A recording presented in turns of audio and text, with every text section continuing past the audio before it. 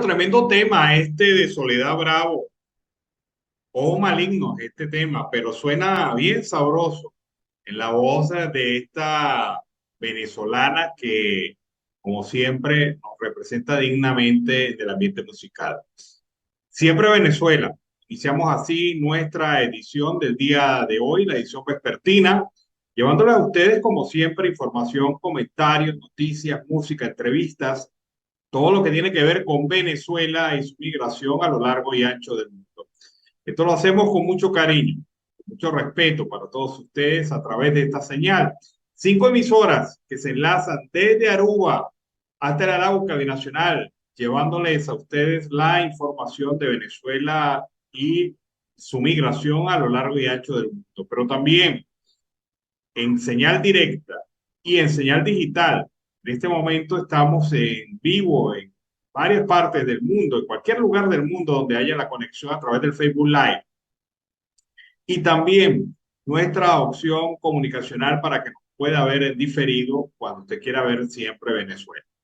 También debo recordarles que este es un trabajo en equipo, donde está Vanessa Chacón en la producción, Camilo García en redes sociales y apoyo técnico, nuestro equipo de operadores, también nuestros colaboradores en Colombia, Venezuela y otras partes del mundo, todos bajo la coordinación de su servidor, Alan Peralta. Iniciamos así, siempre Venezuela, en su edición vespertina, correspondiente al día de hoy, 17 de julio del 2023. La Iniciativa Democrática de España y las Américas, IDEA, mostró preocupación por las inhabilitaciones y judicializaciones políticas en Venezuela, Argentina y Guatemala. Indica a través de su declaración que su opinión sobre la inhabilitación de María Corina Machado es preocupante frente a situaciones también similares en otras ciudades. Observamos con preocupación la similar medida en Guatemala al suspenderse la personalidad jurídica del partido Movimiento Semilla que respalda al candidato Bernardo Arévalo. En Argentina, el ministro de Justicia ha decidido intervenir el Instituto de Estudios Estratégicos de Seguridad que dirige la candidata presidencial opositora Patricia Bullrich. Esto con el objetivo de frenar el ejercicio de sus derechos políticos, se expresa el escrito. Idea que se encuentra en la obligación de denunciar y hacer énfasis público en la doctrina pacífica del sistema interamericano de derechos humanos y previsión expresa de la Carta Democrática Interamericana, a saber que el acceso al ejercicio del poder ha de conformarse al Estado constitucional y de derecho, y en esto fundamenta su lucha y sus denuncias. La organización apeló a la actuación de la Secretaría General de la Organización de Estados Americanos y de la Comisión Interamericana de Derechos Humanos, según lo establece en sus respectivos estatutos. Manifiesta la organización con la firma de varios expresidentes de América Latina la necesidad de condenar la inhabilitación de María Corina Machado. Esto es lo que ha dicho esta organización, y citó una sentencia de la Corte Interamericana de Derechos Humanos del 8 de julio del 2020, manifestando que estas acciones en su contra llegan luego de supuestas omisiones en las declaraciones juradas de patrimonio, y esto se hizo después de un periodo en donde no se le permitió el derecho a la defensa. Bueno, en la posición entonces del grupo IDEA. Por otra parte, el presidente colombiano Gustavo Petro ha manifestado su interés en mantenerse dentro de la acción para el apoyo del proceso de recuperación democrática en Venezuela. Esto lo afirma que, además de hacer su presencia en la reunión de hoy con el grupo de representantes de la oposición al gobierno y otros presidentes, al margen del evento central, se va a buscar reimpulsar el diálogo entre las facciones políticas en Venezuela, que está suspendido desde noviembre del 2022. Preguntado por los periodistas, Petro indicó que es una reunión más con el presidente de Francia y los países latinoamericanos, que además de Colombia, incluirá a Luis Ignacio Lula da Silva y Alberto Fernández de Argentina. Insistió en que la intención es volver a aclimatar un proceso que permita, por medio del diálogo entre facciones distintas de la sociedad venezolana, llegar a un acuerdo democrático. Gustavo Petro dijo que su país está dispuesto al diálogo y está presto a hacer espacios para dar lugar a una iniciativa como esta, ya que Venezuela es garante de dos procesos de paz y además se ha prestado como sede para que puedan darse las conversaciones. Ha dicho Petro, venimos con mucha esperanza de traer el mensaje de Venezuela. Añadió que Venezuela debe buscar caminos de paz a todos los países del mundo y cooperación genuina, verdadera, que sea fructífera entre los pueblos. Ha indicado Delcy Rodríguez, también representante del régimen de facto, en la reunión de la Unión Europea y el CELAC, que se celebra hoy en Bruselas. Por otra parte, también en materia informativa, pues es importante resaltar este trabajo que presenta Yuri Pineda, nuestra corresponsal en la Gran Caracas, Oriente y Sur de Venezuela, para Siempre Venezuela, en la edición del día de hoy. Escuchemos. Saludos a Alan Peralta, Carlos Miura, Uzcategui y a la gran audiencia en Colombia, Aruba y toda Latinoamérica del programa Siempre Venezuela Radio. A esta hora tenemos nuestro resumen informativo. Fuerza Armada Nacional Bolivariana desentierra motores de destrucción ambiental en el estado Bolívar. Esto se logró gracias al despliegue de seguridad que realiza en estos momentos la Fuerza Armada Nacional Bolivariana en el sur venezolano a propósito de la lucha que se lleva contra la minería ilegal. Según la información dada a conocer por el general Domingo Hernández Lares, comandante estratégico operacional de la Fuerza Armada Nacional Bolivariana, señaló que efectivos hallaron enterrados en un bosque en el estado Bolívar 14 motores usados para la destrucción ambiental. Así lo expuso a través de una publicación en su cuenta de Twitter, en la que indicó que las tareas se efectúan en el marco de las operaciones de búsqueda, detección y desmantelamiento de actividades ilegales en las reservas forestales y parques nacionales del estado Bolívar, es decir, en la lucha que se libra contra la minería ilegal en el oriente y sur del estado venezolano. Es importante resaltar que estas acciones que comanda la Fuerza Armada Nacional Bolivariana se extenderán durante todo este mes de julio, con el objetivo de evitar que se sigan registrando cualquier tipo de situación irregular y se continúe en esta lucha frontal contra la minería ilegal en Venezuela. Es importante también manifestar que se pudo conocer por parte de las autoridades venezolanas que para esto se cuenta con la colaboración precisamente de las Fuerzas Armadas Nacionales, así como de otros organismos y otros cuerpos de seguridad. En otra información tenemos que se hace viral a través de las redes sociales un video donde una mujer asegura que un funcionario policial presuntamente le pidió $5 para permitirle vender aguacates en la población de San Diego, en el estado Carabobo. Este video recorrió las redes sociales y generó rechazo entre los usuarios, quienes afirman que es una práctica que se viene desarrollando por parte de algunos efectivos policiales en diferentes estados venezolanos. Ante esta situación se iniciaron las investigaciones pertinentes, esto con el objeto de dar con el paradero de este efectivo policial, quien precisamente se dedicaba a extorsionar a varias personas que estarían vendiendo sus mercancías en la población de San Diego, en el estado Carabobo. Para finalizar, tenemos que el Ministerio Público capturó a los 5 responsables de agredir física y psicológicamente a 2 niños en el estado Nueva Esparta, luego de un video que también se hizo viral por las redes sociales. El Ministerio Público giró las instrucciones pertinentes para responsabilizar de este maltrato infantil a estos 5 funcionarios de seguridad de un centro comercial en el estado Nueva Esparta. Es importante resaltar que las imágenes solamente tienen de haber sido publicadas 48 horas cuando se toma esta decisión por parte del Ministerio Público. Bien, esto es todo por los momentos. Soy Yuli Pineda, CNP 6871, con las informaciones de la Gran Caracas, Oriente y Sur de Venezuela. Bueno, fue el reporte de Yuli Pineda desde el centro del país.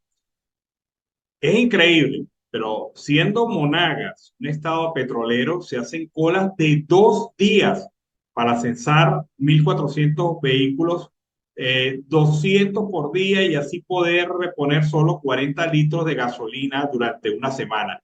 Los datos no dan, pero es el mecanismo que se utiliza allí en el estado Monagas. Ni Diosdado Cabello ni Maduro podrán revertir semejante desastre. Debemos erradicarlos de Venezuela. Este es el testimonio de una persona que durante este fin de semana grabó el problema crítico de la carga de gasolinas en el estado Monagas. Veamos. Buenos días. Esto es en Maturín, Monagas, Venezuela. Fíjense esta cola, ¿ven? Fíjense esta cola de este sentido y la cola de este otro sentido. Y esta cola sigue hasta allá y se mete por varios urbanismos aquí en el estado Monagas. Esto considero yo una burla al usuario, a nosotros, pues, a los que estamos aquí. Esta cola estaba formada ayer viernes desde las 4 de la tarde y hoy ya es sábado, 8 de la mañana, y todavía estamos acá a la espera de que las autoridades del estado Monagas nos marquen y nos den el ticket para poder surtir lunes, martes, miércoles, jueves, viernes y hasta el mismo sábado de la otra semana. Ellos pudieron haber muy tranquilamente marcar ayer a las 5 de la tarde, a las 6, y todas las familias a su casa. Entonces nos tienen sometidos a esta tortura todos los fines de semana. No sé con qué motivo, no sé qué le pasa a las autoridades aquí, porque no se abocan a esta terrible situación que nos tienen aquí sometidos a los integrantes de la bomba Libertador, en la avenida Libertador, en el estado Monagas. Es grave la situación, porque no es solamente en el estado Monagas donde se produce esto, es también en otros estados de Venezuela. Bueno, seguimos aquí en Venezuela, siempre, siempre Venezuela. La primera vicepresidenta de la Comisión Nacional de Primaria, María Carolina Uzcategui, informó que será para finales de este mes cuando se hará el anuncio sobre el número de centros de votación activos para el evento del próximo 22 de octubre, dentro como fuera del país, así como el total de las mesas dispuestas a recibir los votos de quienes participen. Afirmó durante el día de hoy Uzcategui que en estos 15 días que quedan para dar las cifras se lleva a cabo un proceso de reparo de más de 120.000 casos que hicieron el proceso de inscripción para actualizar datos en el exterior.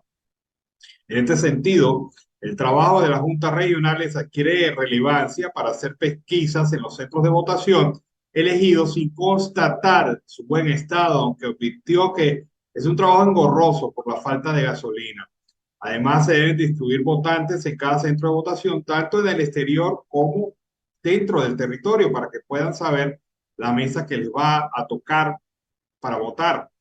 Digo que una vez hecho esto, se debe hacer la selección de los miembros de mesa y el adiestramiento de todo el personal que laborará en la primaria. María Carolina Uzcategui destacó que en la primera semana de agosto los 14 candidatos que participan en la primaria deberán firmar un programa mínimo de gobierno, donde se estipulen algunas líneas generales, así como también organizar los demás debates de los aspirantes. Ratificó que próximamente se llevará a cabo una reunión con los candidatos para definir acuerdos, así como también dijo que se le solicitará a los cuerpos policiales que puedan prestar protección para los centros escogidos el día de la primaria. También aprovechó la oportunidad para reprochar cualquier acto de violencia que se genere en el país y más contra los 14 candidatos que se postularon al proceso, referencia a lo que se registró el fin de semana en detrimento de María Corina Machado. Mientras esto ocurre, Roberto Enríquez llama al resto de los candidatos a dejar individualismo. El candidato de Copey, Oscar, a las elecciones primarias llamó a la unidad opositora para enfrentar al gobierno de Nicolás Maduro, el gobierno de facto. Yo valoro y respeto todos, pero la ruta de la primaria como mecanismo aglutinador es la clave. Unidad y participación debe ser la respuesta a la estrategia del adversario, que es división y abstención de la fuerza del cambio. Expresó Enríquez durante su participación en el ciclo de coloquios Elecciones en Dictadura, organizado por el Instituto Interamericano por la Democracia, que se efectuó en la ciudad de Miami, en los Estados Unidos. Exhortó a los otros candidatos a las primarias opositoras a dejar de lado el individualismo y a trabajar en equipo. No es el individualismo, se trabaja en equipo, salir todos con un candidato respaldado por todo el país para derrotar a Maduro, sostuvo. De acuerdo a la nota de prensa, el dirigente opositor reiteró la necesidad de rescatar los valores en este sentido. Enríquez expresó que el socialismo ha podrido éticamente a Venezuela y añadió que el primer reto es rescatar el valor del amor, el respeto, la honestidad, así como el diálogo, la convivencia, la paz, el trabajo, el estudio, la justicia, la fraternidad y la libertad. El candidato de Copey dijo que los aspirantes a las elecciones primarias deben hablar claro al país para evitar frustraciones. El país tiene el derecho de saber a qué atenerse cuando vote en las primarias y los candidatos deben hablar claro sobre esto, manifestó. En medio de la gira que realiza por los Estados Unidos, Roberto Enríquez se reunió con su asesor Steve Hanke. Si votan por mí para ser candidato a la unidad, me estarían dando un mandato para aplicar el plan Hanke en Venezuela. Refirió que en Baltimore afinó detalles del plan económico Hanke, lo que pasa por cerrar el BCB y sustituirlo por la Junta Monetaria, además de acabar con la inflación en 30 días, recuperar el poder adquisitivo, reactivar la economía, salir de la deuda externa y crear un fondo ciudadano para Venezuela. Posición entonces de este candidato de Copey, Roberto Enríquez, sobre la materia económica y sobre el tema de la unidad dentro de las primarias. Vamos a ver esta declaración de Timoteo Zambrano, dirigente político, que anuncia el lanzamiento de una nueva opción política este próximo 24 de julio. Escuchemos. Una opción política importante de un conjunto de organizaciones políticas que la presentaremos el 24 de este mes, el 24 de julio.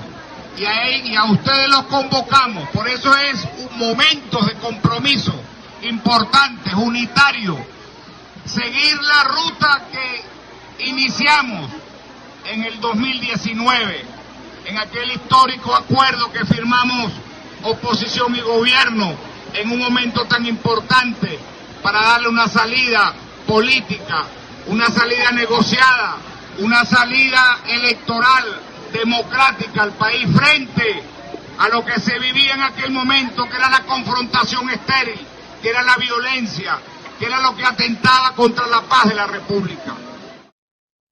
Bueno, entonces vamos a esperar un nuevo movimiento político en esta oportunidad, encabezado por Timoteo Zambrano, conocido dirigente político nacional, diversas toldas donde ha participado. Cardenal Baltasar Porras afirma que es necesario la posición de la Iglesia, donde necesitamos tener sensatez y pensar en la gente. De toda la vida, muchísimos locales educativos son centros de votación. Para pedir los espacios para una consulta no es delito, dijo el cardenal Baltasar Porras. Porras fijó su posición sobre las críticas que ha recibido la oposición de parte de representantes del gobierno, cuando dijeron que sopesan la idea de usar las iglesias como centro de votación. La consulta de una sociedad en los aspectos políticos no tiene nada de malo ni es un delito. Es parte de un derecho ciudadano fundamental, añadió Porras durante su intervención. El clérigo expresó su preocupación por el clima de descalificación que existe en el país y consideró que esto no conduce a nada, además de no llevar el progreso real a las necesidades de la gente. Esto conduce a una ruptura de la confianza y en la credibilidad. El insulto lo que muestra es que no se tiene la razón. Porras indicó que es necesaria la pluralidad de la sociedad y es por ello que eso es lo que le permite a la sociedad crecer. Es importante no dejarnos llevar por el primer impulso que nos llegue. Hay que entendernos racionalmente. Vivimos en una sociedad con gustos distintos y esto no debe ser motivo de conflicto, afirmó. El cardenal manifestó que solicita la sensatez de los dirigentes políticos y pensar en la gente. Tenemos que comunicarnos con el gobierno. No es fácil, pero buscamos que haya un conocimiento de la realidad, concluyó Monseñor Baltasar Porras. Vamos a escuchar ahora este reporte. El fin de semana, San Cristóbal fue inaugurada la Casa Colombia para la Unidad y la Integración, proceso que permite un espacio para la concertación de esfuerzos, esto bajo la orientación del parlamentario Juan Pablo Palencia. Vamos a ver qué consistió este evento.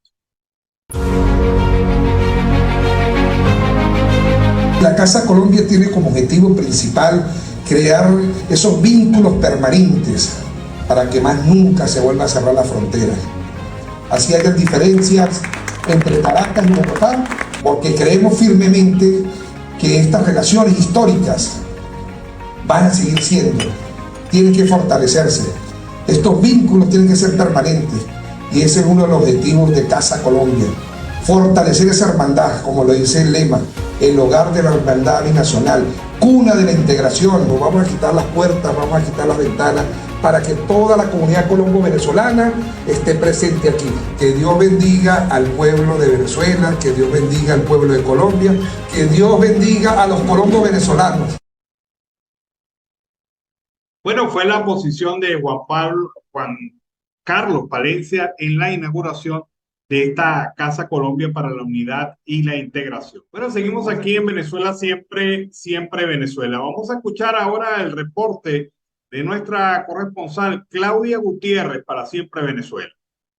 Saludos y buenas tardes a Las Peralta, Carlos Miura, Uzcategui y a la audiencia en Colombia, Venezuela, Aruba, Curazao, Bonaire, Chile, Estados Unidos. Les informa la periodista Claudia Gutiérrez, CNP 10.804, desde el estado Anzoátegui, oriente del país, Nueva Esparta, Margarita, La Perla del Oriente y del Tamacuro. A continuación con la información desde el estado Anzoátegui. Jesús Cabrera, directivo de la Asociación Civil Francisco de Miranda, que cubre la ruta hacia Cruz Verde en la zona sur de Barcelona, informó que los transportistas regresaron al sistema de postulación para poder surtir gasolina de forma priorizada tras las nuevas medidas que aplica el Ejecutivo Estatal para garantizar la distribución eficiente y racional del combustibles. Por otro lado, Cabrera señaló que los transportistas de igual manera tienen la oportunidad de abastecer por el plan pico y placa que se aplica para la comunidad en general que desea surtir por el subsidio que se entrega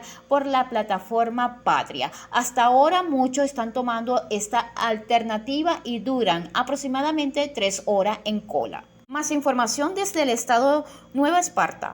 El alcalde Morel David Rodríguez expresó satisfacción por los avances en el proceso de recuperación de la obra cinética Perla de Margarita, la cual está ubicada en la avenida Jóbito Villalba, municipio Maneiro. Reiteró que la Fundación Jesús Soto designó a un asesor para la restauración de la pieza, la cual fue desmontada con el aval del Instituto de Patrimonio Cultural para ser llevada a un taller de Caracas donde será recuperada.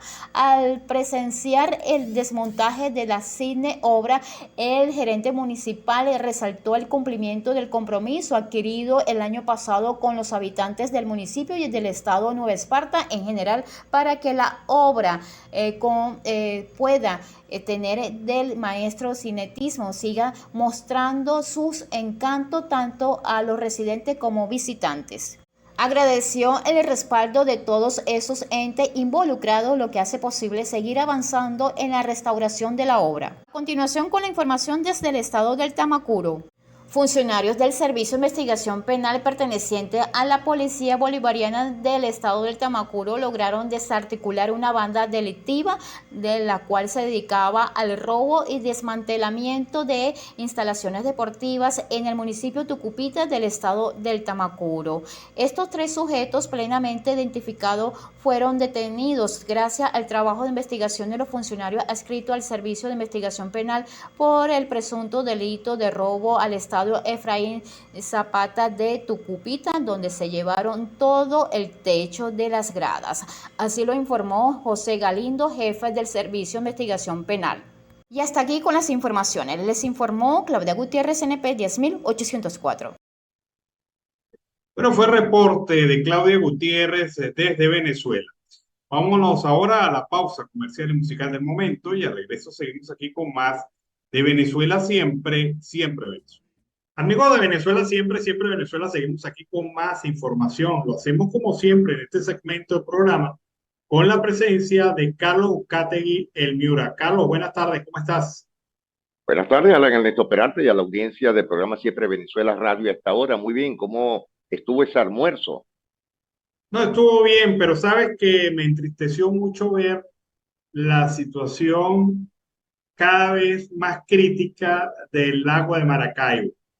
Horrible. Según el análisis que hace esta organización, una organización de defensa de derechos ambientalistas, Fundación Azul Ambientalista, basada en las imágenes satelitales de la Agencia Espacial Europea, el Verdín ya ocupa el 70% de las aguas del lago, o sea, prácticamente todo el lago está cubierto de, de este organismo que es cada Una día más bacteria. denso y se une a derrames petroleros y basura.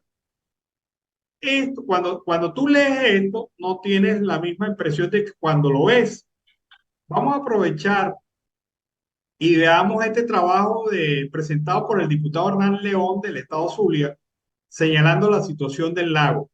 Veamos y luego comentamos más. Bueno, sin palabras prácticamente, ya aquí no tenemos que argumento científico resaltar, qué inoperancia resaltar, qué indolencia resaltar, ya aquí tenemos que abocarnos de inmediato a soluciones, integrarnos todos de manera mancomunada, todos los que vivimos en esta tierra, todos los que somos dolientes de este gran lago, sin medir las diferencias políticas, sin diferencias religiosas, sin diferencias de raza. Realmente nos sentimos pero muy, muy dolidos.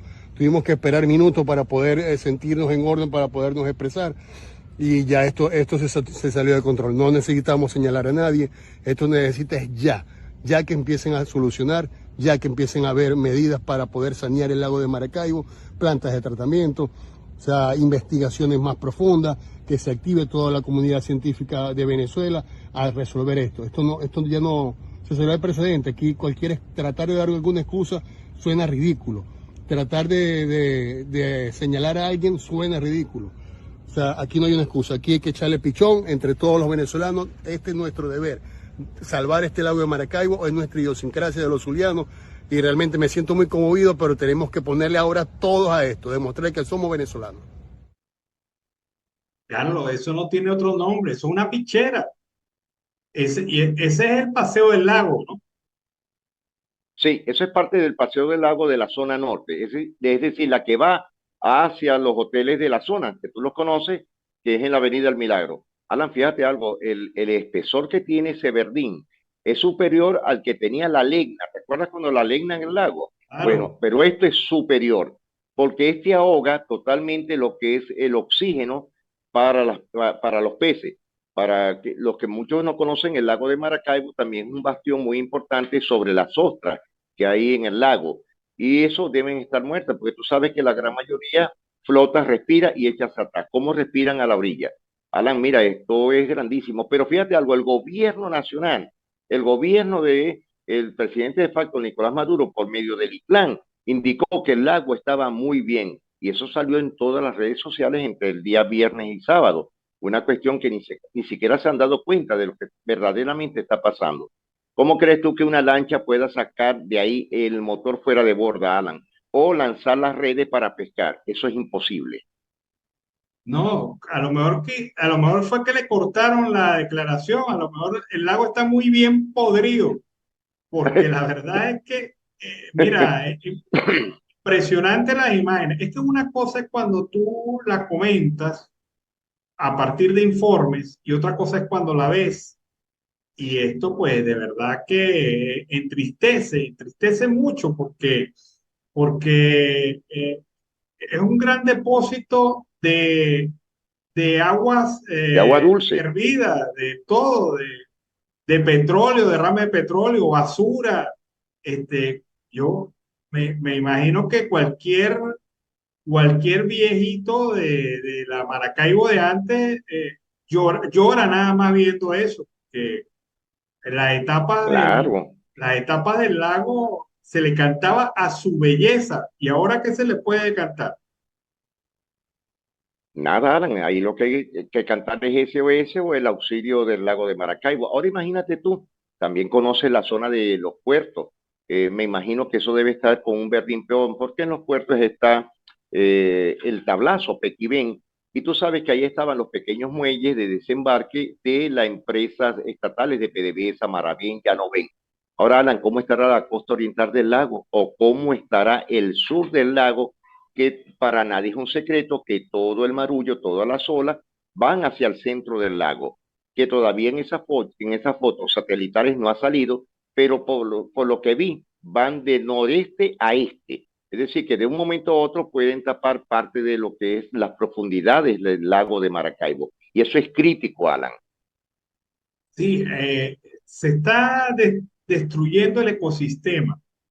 Vamos a Total. tener un nuevo mar muerto, pero un nuevo mar muerto de basura, muerto por los derrames petroleros, muerto por la desidia, muerto por el abandono, muerto por la falta de conciencia, porque no es solamente, mira, lo hemos dicho, ¿no?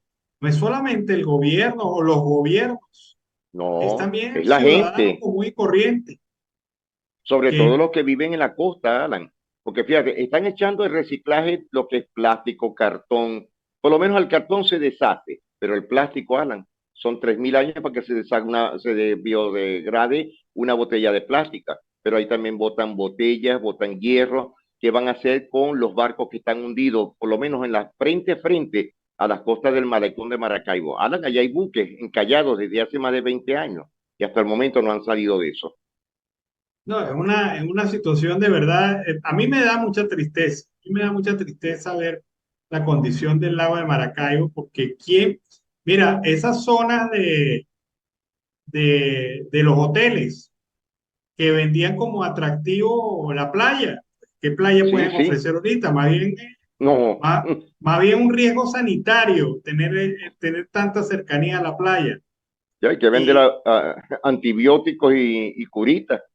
claro, una situación de verdad lamentable. Ahí no puede haber turismo. No, Eh, eh, imposible. el turismo que se iba a desarrollar, por lo menos en la zona el sur del lago de Maracaibo, con las playas estas al sur del lago de Maracaibo, no se puede hacer. No, en Parece- absoluto, porque eso son las playas de Gibraltar, de Bogure, de Santa claro. Bárbara.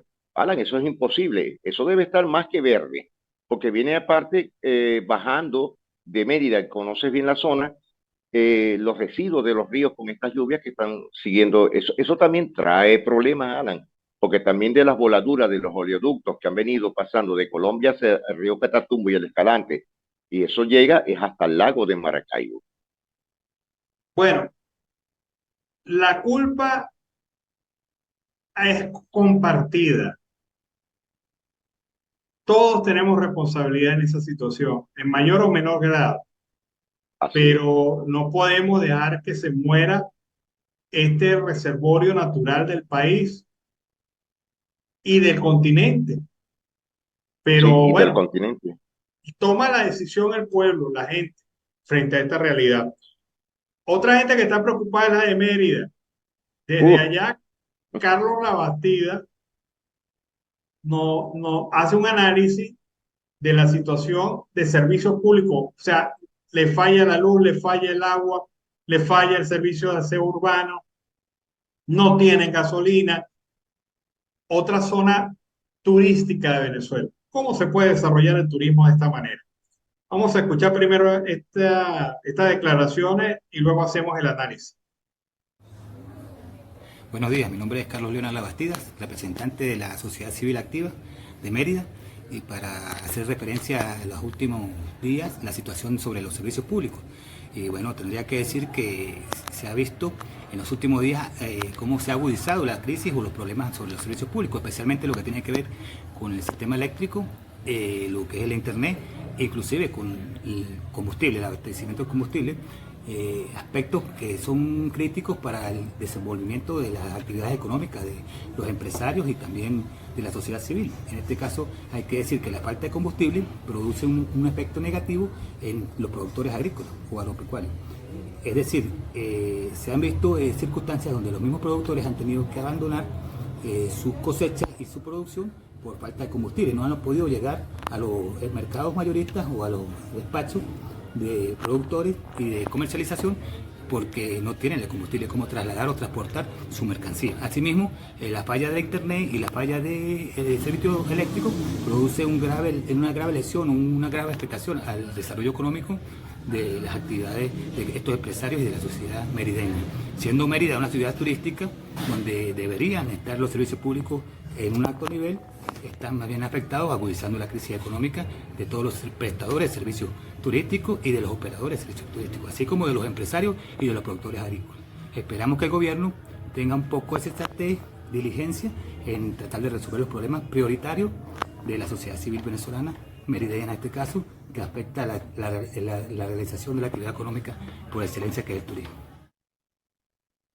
¿Cómo se puede hacer turismo bajo esas circunstancias? ¿Cómo puedes tú ofrecer en el mercado un paquete lo suficientemente atractivo que supere falla de energía eléctrica, que supere la falla del agua, que supere el tema del aseo urbano, que supere la falla de gasolina? ¿Cómo puede, a menos que sea turismo de aventura, ¿no? Le dice a la gente, bueno, venga a pasar necesidad. Necesidad es lo que va a que pasar. Aquí le damos acá las latas de Diablitos, las latas de Spam, el jamón plum roll, ¿te acordáis de enlata? Y aquí veremos cómo hacen ustedes. Una ollitica y aquí tiene, por cierto, las pepitas del café para que lo muele. Alan, es difícil. Yo hablé esta mañana con María Luisa Lozada, que es parte del equipo donde está Carlos Labastida, y le pedí encarecidamente para mostrarlo en el programa Siempre Venezuela Radio, Alan, la situación de los parques del parque de los Chorros de Milla. Me dice, Carlos, esto está en un 90% destruido. Esperemos esta semana que lo tendremos en el programa, que nos los va a enviar en un video. Y es muy interesante porque me dice, mire, ahí tenemos más de un año que no llega ningún turista. ¿Por qué? Por pena, por miedo. La carretera que va a Partadero, ¿te acuerdas, Alan? Eso está inservible. Inservible. Es decir, que no tienes ni la base para llegar a Tabay, un pueblo hermosísimo, bellísimo, turístico, mucho menos a Partadero, que está más lejos. ¿Por qué? Porque no tienen carretera, no hay una estación de gasolina, sino en la ciudad de Mérida. Y para allá son 70 kilómetros, tal como lo estás diciendo. ¿Cómo un turista puede ir? Ya como lo dijiste, será un turista de aventura. Y por cierto, le dan hasta un machete y una lanza por si acaso le salga uno de los leones que se escaparon del parque zoológico. Sí, una realidad. Y uno dice, bueno, pero ya va, ¿será que el gobernador que es chavista ya no ve esto? ¿Será que no siente Porque esto? no vive en el estado, Alan, no vive en el estado. ¿No? Cuéntame, ¿cómo es eso? Hermano, burgomaestres, alcaldes, gobernadores chavistas no viven en los estados donde están ellos en su gobierno. La gran mayoría vive por fuera.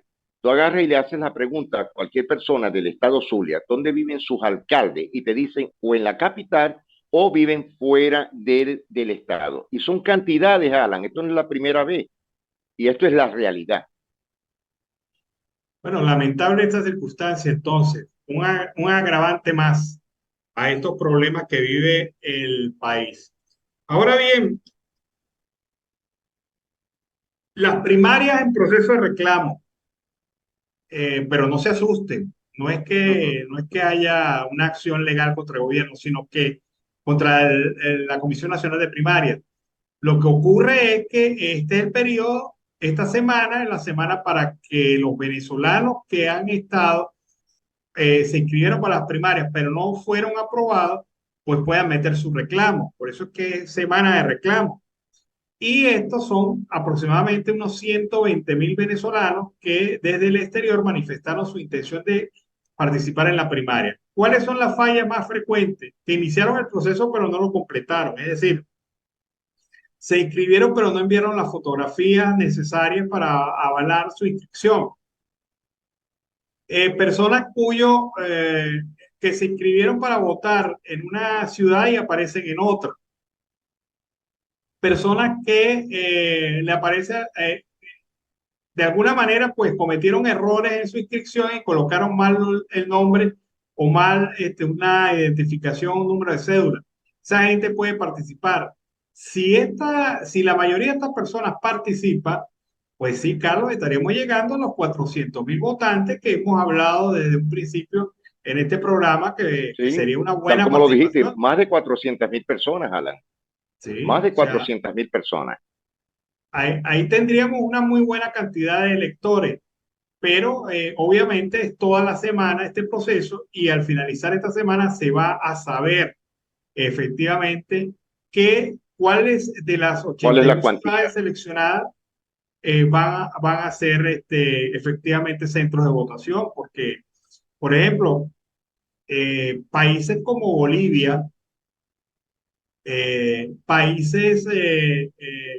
otros países también, no, como Irlanda o como Noruega, por ejemplo, no llegaron a Escocia. la cantidad mínima de venezolanos votantes como para ni siquiera abrir un centro de inscripción. O sea, que Eso es cierto, Alan. Eso es cierto. se quedaron así, Tal como lo total. indicaste la semana pasada, sí, el miércoles pasado hablaste de ese tema, ¿no? Y fíjate algo, ¿no? Hay ciudades en Oslo donde sí hay venezolanos, Alan, pero no hay más de 150 venezolanos. No los hay. Al igual que en Holanda. Hay ciudades que sí hay venezolanos como en Alemania, en Chile, en España, en Portugal, aquí en Colombia, en Chile, en los Estados Unidos, pero no hay la suficiente cuantía para poder absorber ese punto para un sufragio que serían en base mínima de 300 personas. Sí, por lo menos los tres primeros países, Estados Unidos con 64.834, Chile con 63.684 y Colombia con 44.400 son los principales centros de votación, que no reflejan, centros de inscripción, que no Correcto, reflejan la realidad demográfica, porque según la realidad demográfica, Colombia debería haber sido el país con más inscritos.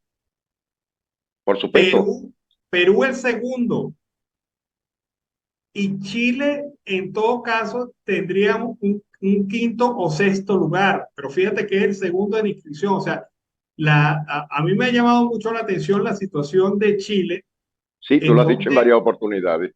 en donde se nota organización.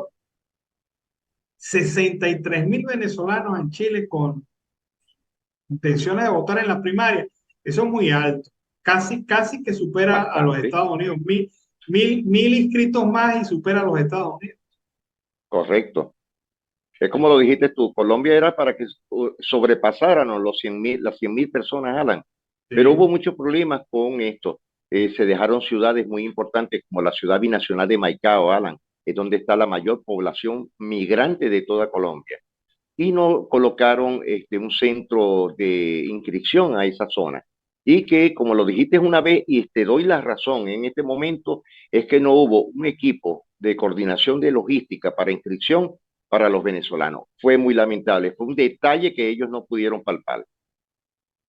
sí, una circunstancia de verdad bastante, bueno, bastante lamentable, porque pudiéramos haber tenido mejores cifras de inscripción y de participación en las primarias. Pero bueno, repito lo que hemos dicho, 400.000 electores está bien.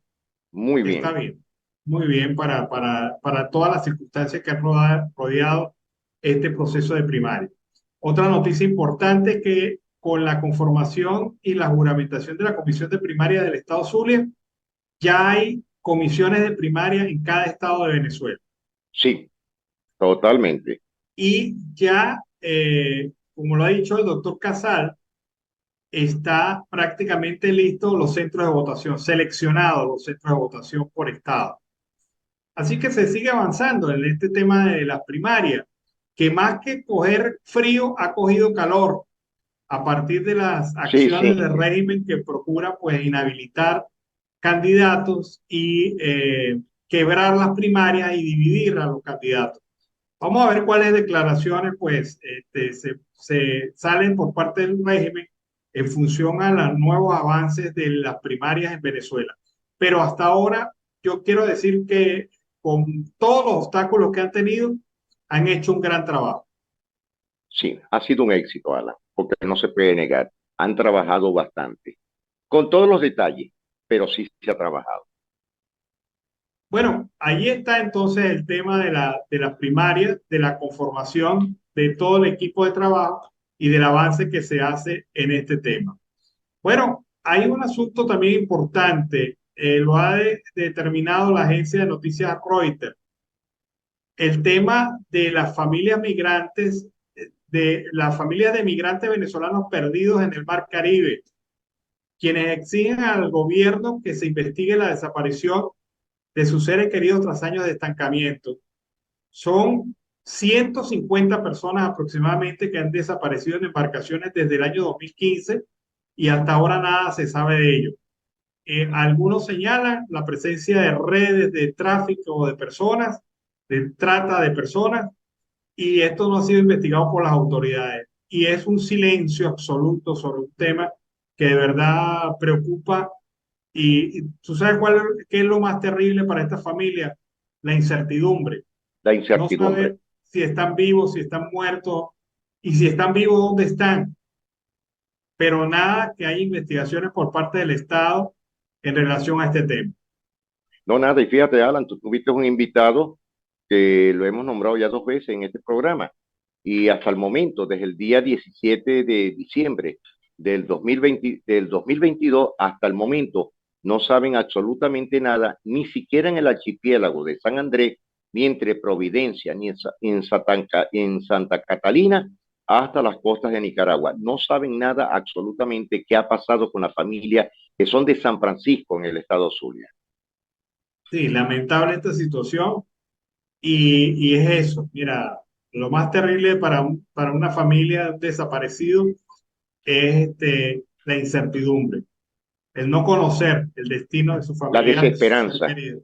Sí, hay una desesperanza y además en este caso que comenta que involucra a niños es más terrible.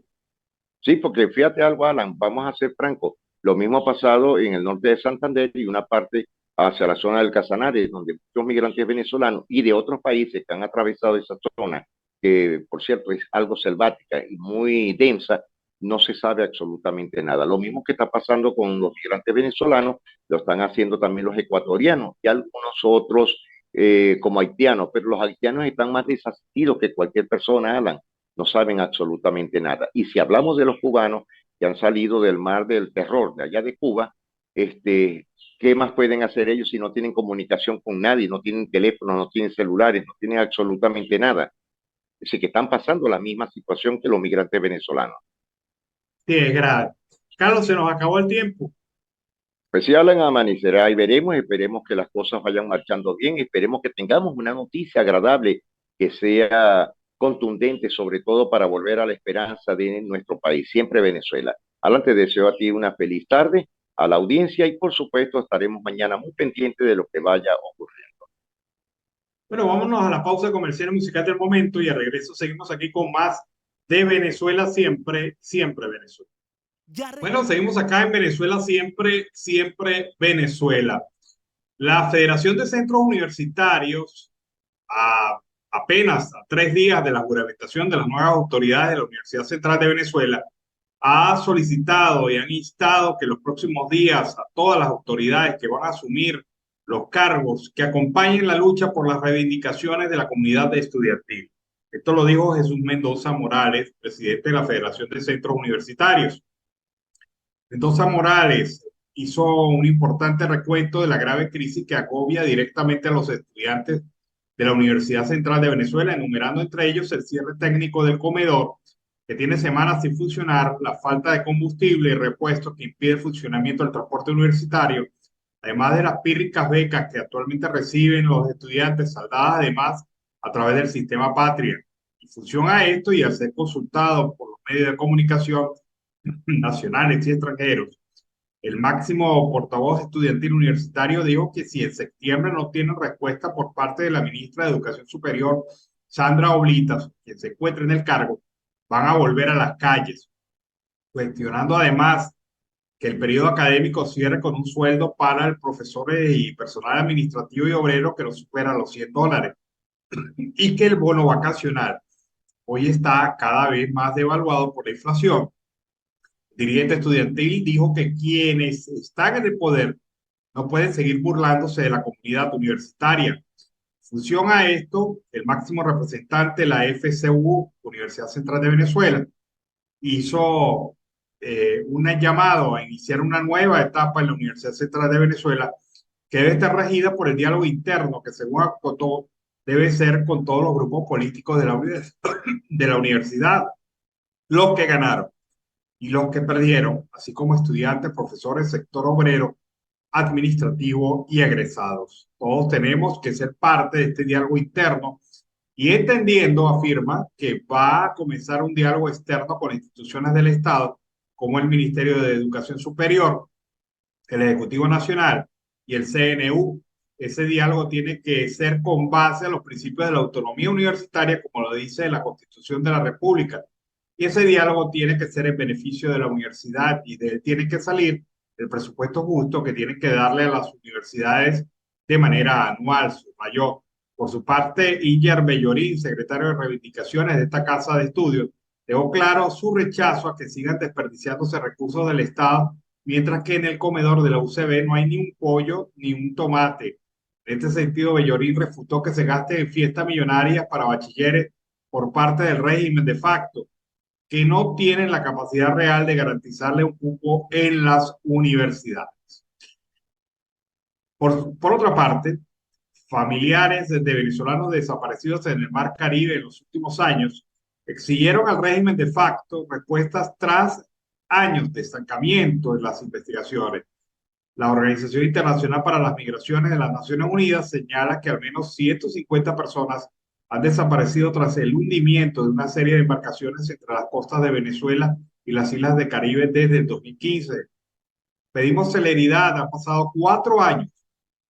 La investigación no se está haciendo, dijo Johnny Romero, presidente de un grupo de defensa de la familia de los desaparecidos en el mar, durante una protesta en junio frente a la Fiscalía. Solo se ha encontrado un cuerpo de 9 embarcaciones que se han hundido en los últimos años. Dijo Romero, cuyo hijo es Johnny de Jesús, de 27 años, desaparecido junto con 32 personas cuando intentaban llegar a Curazao en el 2019. Los viajes por mar son una de las opciones más mortíferas para los migrantes desesperados que han buscado nuevas oportunidades en otras partes del mundo. Mientras 5 hombres fueron arrestados y aguardan juicio en relación con el bote que transportaba al hijo de Romero, los familiares exigen que se investigue qué fue lo que sucedió realmente allí. Los pasajeros de este tipo de embarcaciones, muchos de los cuales no saben nadar, a menudo viajan de noche sin chalecos salvavidas, dijo a Reuters una fuente familiarizada con el asunto. La fuente agregó que con frecuencia los pasajeros son dejados a 30 metros de la costa del destino y en caso de Aruba los migrantes deben escalar afloramientos rocosos de hasta 4 metros de altura. No hay investigaciones en Aruba o Curazao sobre el paradero de los migrantes venezolanos desaparecidos en estos cruces marítimos. Lamentablemente no tenemos cifras de personas sospechosas de haber desaparecido porque no hemos encontrado ningún cuerpo, dijo a Reuters Chalik Clement, portavoz de la Guardia Costera del Caribe holandés, que monitorea las aguas de Aruba y Curazao. Lamentable esta situación.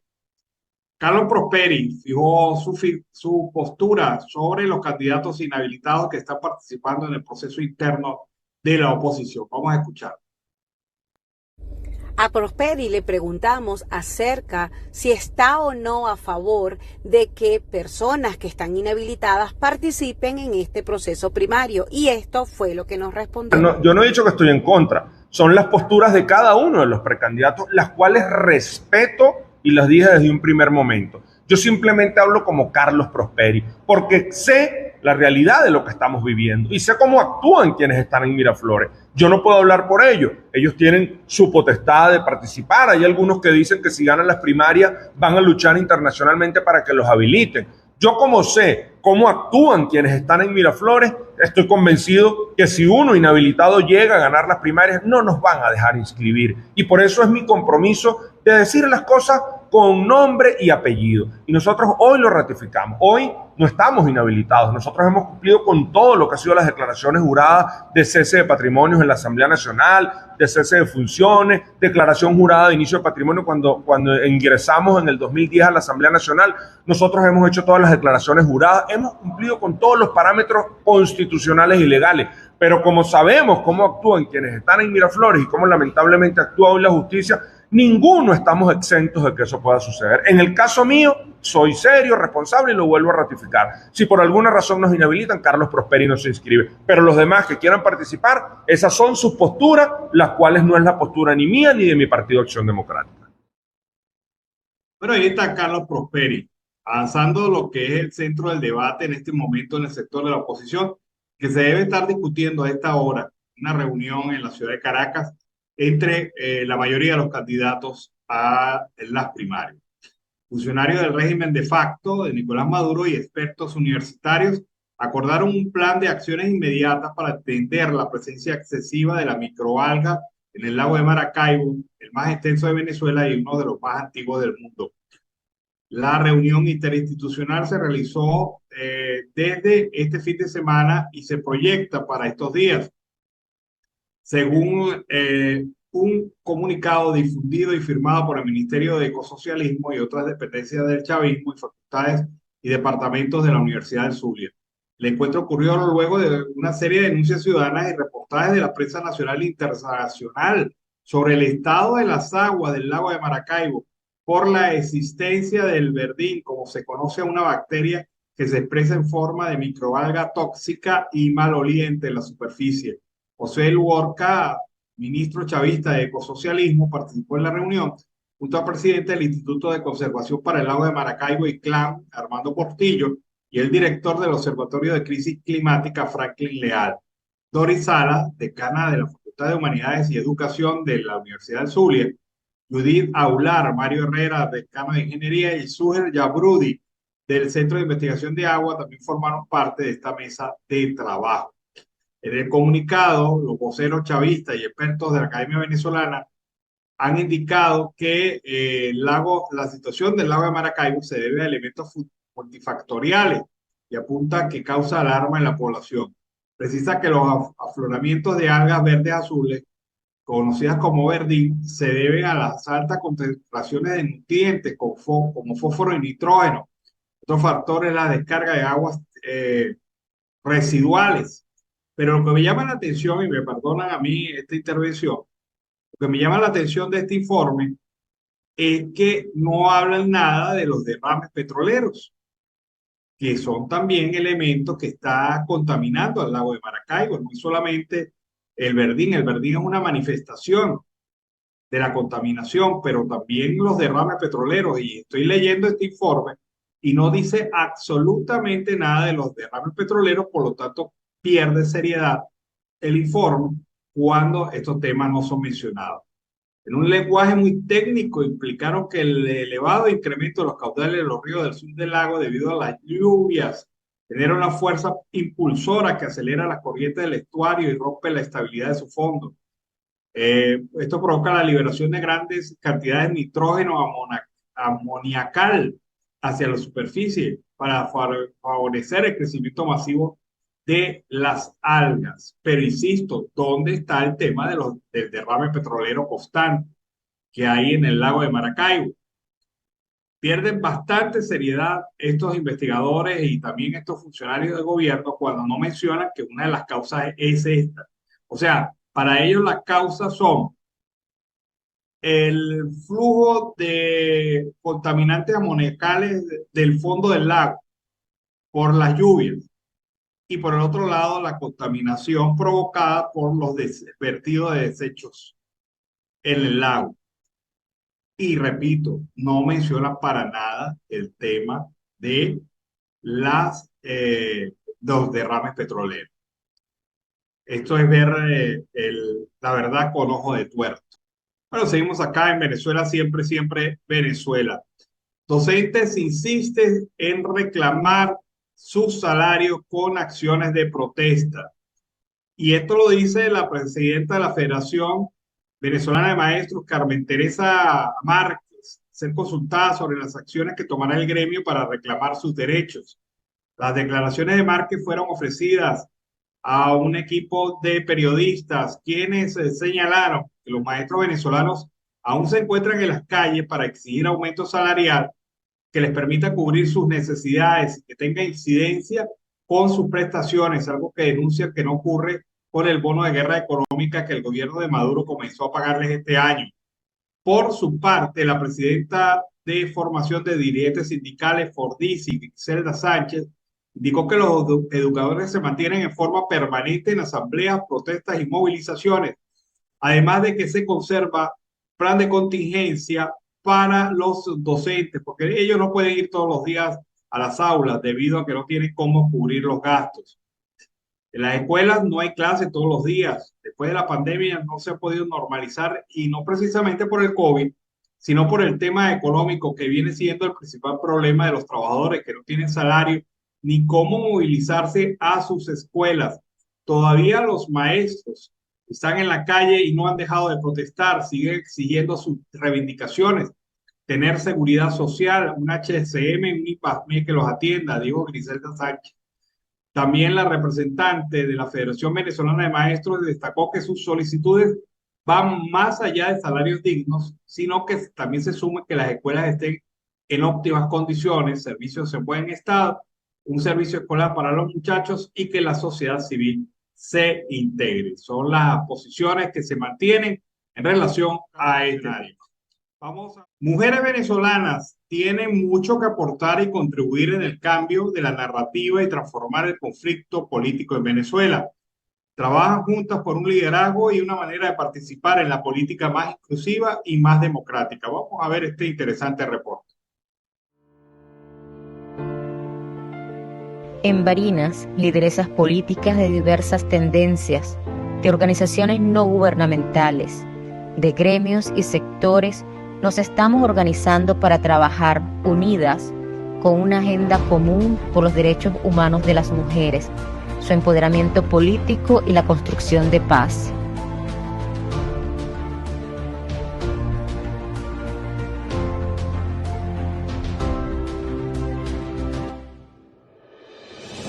Las mujeres estamos preparadas para aportar soluciones a la dinámica actual que enfrenta nuestro país y a la Venezuela que está por venir.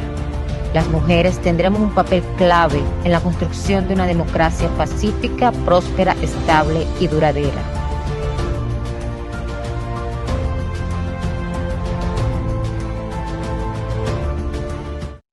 Bueno, interesante este experimento de mezclar las opiniones, los comentarios y las visiones de mujeres de diversos segmentos de la vida política en Venezuela. Con este reporte, pues, despedimos nuestra edición vespertina. Como siempre, la hemos hecho con mucho cariño, mucho respeto para todos ustedes. Un equipo en donde está Vanessa Chacón en la producción, Camilo García en redes sociales y apoyo técnico, nuestro equipo de operadores, también nuestros colaboradores en Colombia, Venezuela y otras partes del mundo, todos bajo la coordinación de su servidor, Alan Peralta.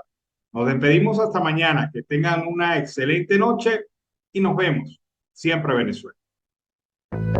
Siempre Venezuela es un programa que te brinda las mejores noticias, comentarios, análisis, entrevistas y música. Información sin censura en la voz de los protagonistas. Todo un equipo de producción de primer nivel. Siempre Venezuela. Lo encontrarás en las radios de tu preferencia. O si no, visítanos en nuestras plataformas digitales Siempre Venezuela Radio. En Instagram, Facebook y Twitter. De lunes a viernes le decimos lo que en Venezuela prohíben. Porque somos Venezuela siempre, siempre Venezuela.